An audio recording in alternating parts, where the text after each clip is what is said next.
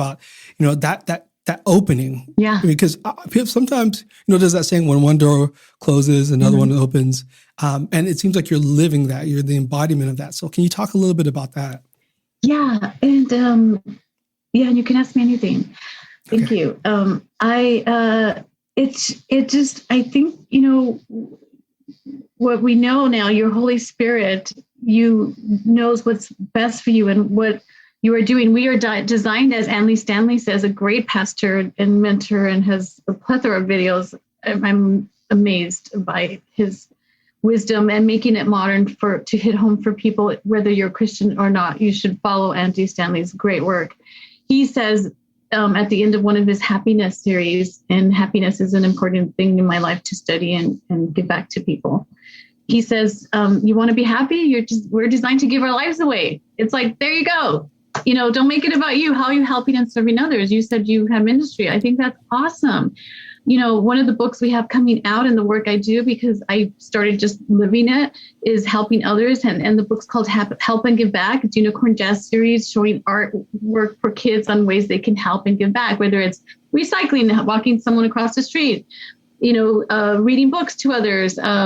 We have a picture of serving at the food bank, because we do that.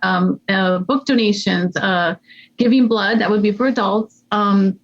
There's different ways all of us can help. And what I found is when I've invited the public and the children to be part of our book drive donation, where we give books to different charities, the kids get so excited because they're actually giving back. They don't really know for that purpose if that's what they're doing, but the parents see that change in them. And they said, thank you for doing this, because it's changing my child's life and perspective to take things off of them. Because, we have so much consumption today with material things. I want this, I want that. How can you help other people with your talent or with your give? Or children will, donate their allowance to give, a book to a child in need. And they see the story and process it. That's what we do. And that's what I lead. Thanks to the grace of God, I'm just the spokesperson, and I have an army of people helping. And I see the lives it changes, and being that role model. My sisters and I, when we were young, and as I said, we were poor all our childhood, even though we were poor and we could barely find 10 cents to take the bus to the local hospital to be candy stripers, we did that. That was our joy. Nobody told us to do that.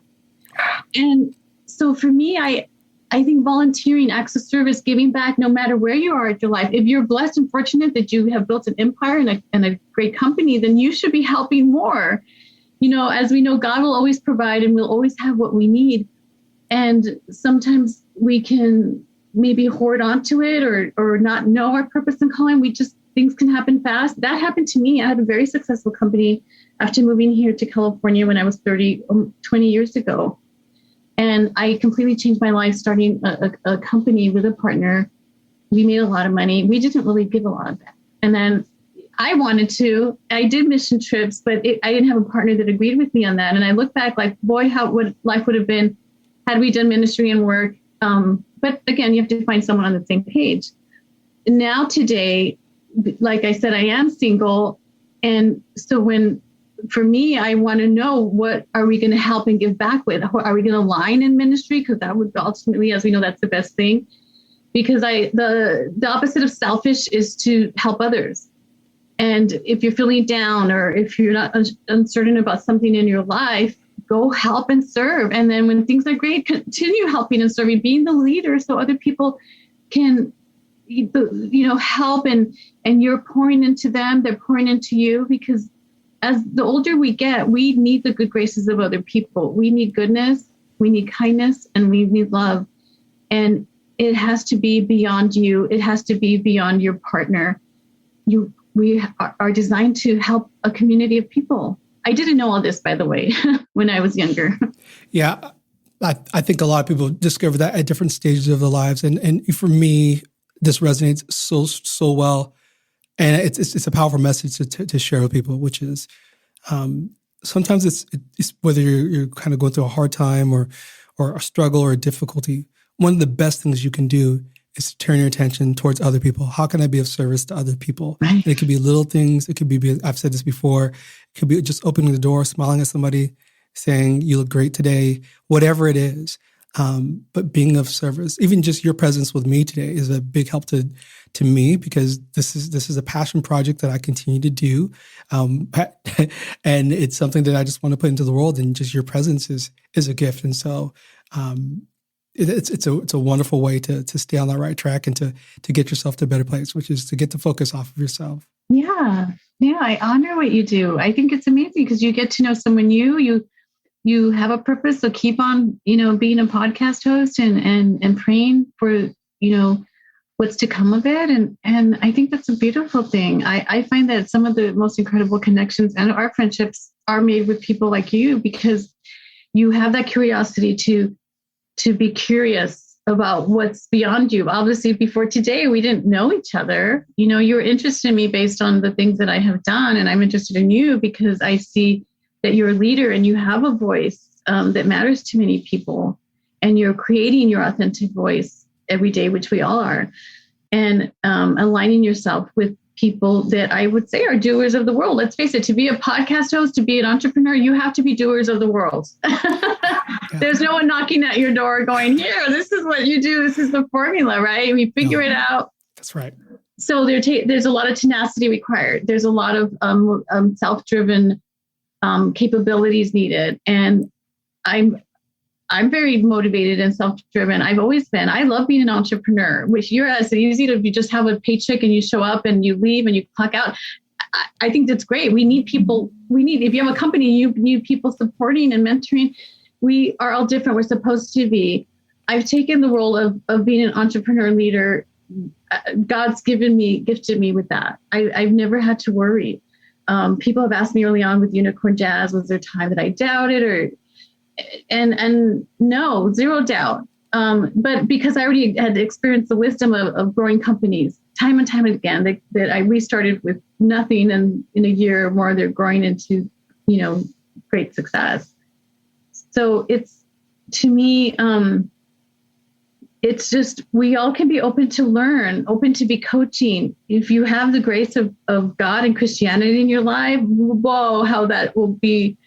That's what I'm looking forward to in the future, because these are things I never spoke about. I never openly spoke about being Christian and what that means, and how I continue to learn and where I need to go. I probably never put it a lot in my previous posts. Like, I wouldn't talk about God. I always believed in God, but I didn't have the words to speak it accurately. And now I feel like I can, people come to me for words of encouragement, and I give them words that I've read through scripture, something I never could be able to do. But I'm kinesthetic. Like, if I'm going to speak and tell someone this is words, it's not my opinion, it's in the Bible, I need to understand it, read it, live it. So I'm the type that I make pictures, or I love quotes that have pictures like we do, like, it's great on Instagram. I like to understand the messages I'm sharing, and not just sharing them because it sounds good. Are you really living them? Thank you. That's really great. I appreciate that. So for people who want to follow your work, get access to your books, what's the best way for people to find you? Thank you. I'd love for anyone to go to unicornjazz.com, and you can find me. I'm Lisa Caprelli. I'm involved with all my social media accounts. We're on Instagram, Twitter, LinkedIn, YouTube, all that.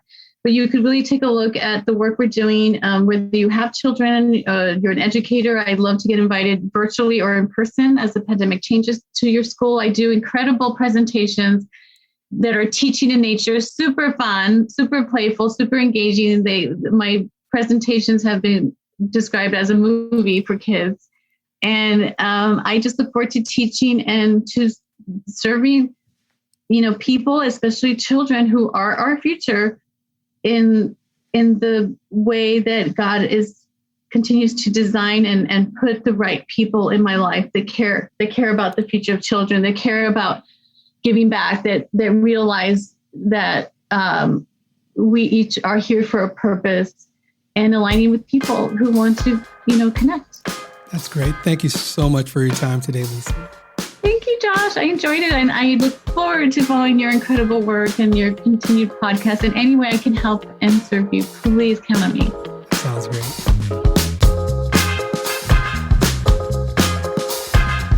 Thank you for listening to the Best Worst Thing podcast. I'm your host, Josh William. Music is produced by Josh One. You can